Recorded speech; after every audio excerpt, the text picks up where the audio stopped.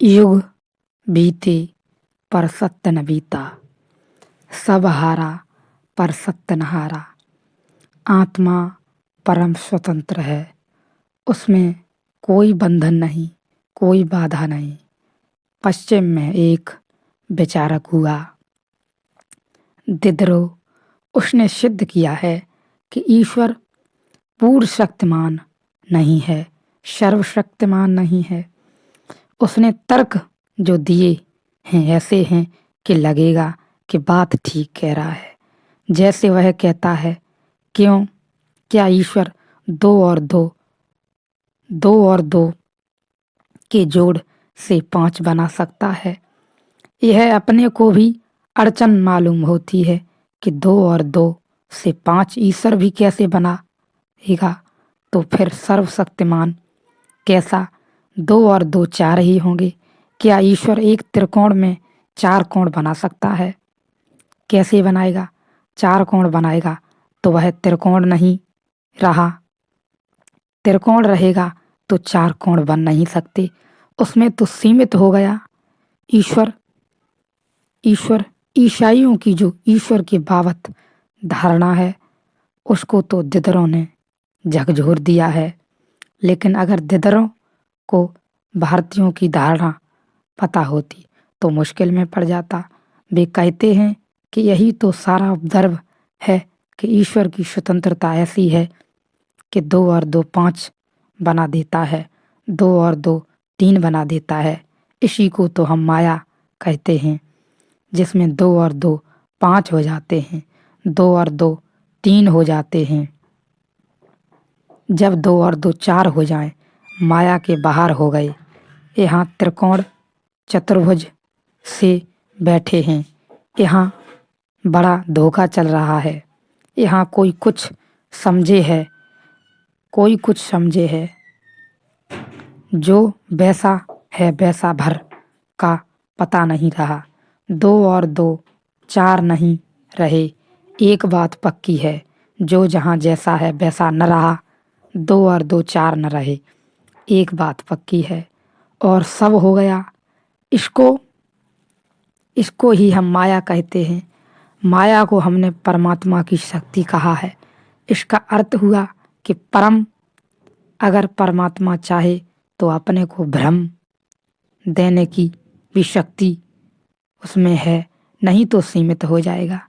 वह परमात्मा भी क्या परमात्मा जो सपना न देख सके, तो उतनी सीमा हो जाएगी कि सपना देखने में असमर्थ है।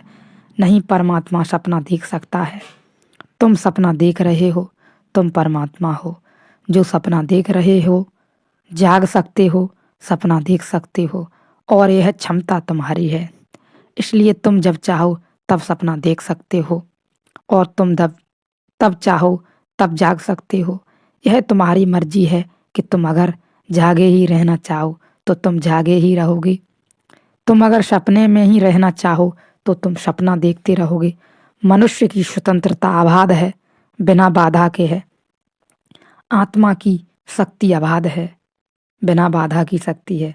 सत्य और स्वप्न में आत्मा की 2 धाराएं हैं। उन 2 धाराओं में सब समाविष्ट है, सब शामिल है।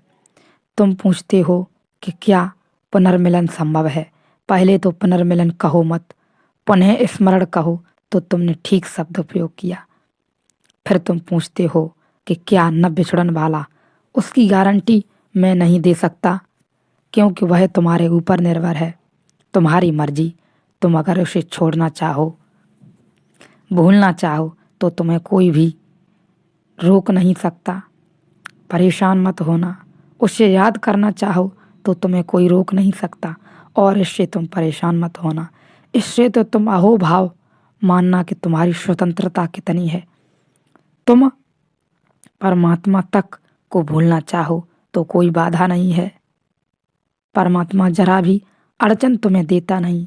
तुम अगर उसके विपरीत जाना चाहो तो भी कोई बाधा नहीं, वह तब भी तुम्हारे साथ है। तुम तब विपरीत जाना चाहते हो तब भी तुम्हें शक्ति दिए चला जाता है। सूफी फकीर हसन ने लिखा है कि मैंने एक रात परमात्मा से पूछा कि इस गांव में सबसे श्रेष्ठ धर्मात्मा पुरुष कौन है? तो परमात्मा ने मुझे कहा कि वही जो तेरे पड़ोस में रहता है। उस पर तो कभी हसन ने ख्याल ही न दिया था। वह तो बड़ा सीधा साधा आदमी था। सीधे साधे आदमियों को कोई ख्याल देता है? ख्याल तो दरमियों पर जाता है।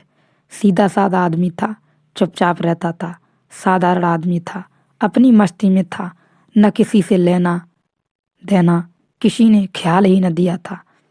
हसन ने कहा, यह आदमी सबसे बड़ा पुण्यात्मा। दूसरे दिन सुबह गौर से देखा तो कि बड़ी प्रभा है इस आदमी की।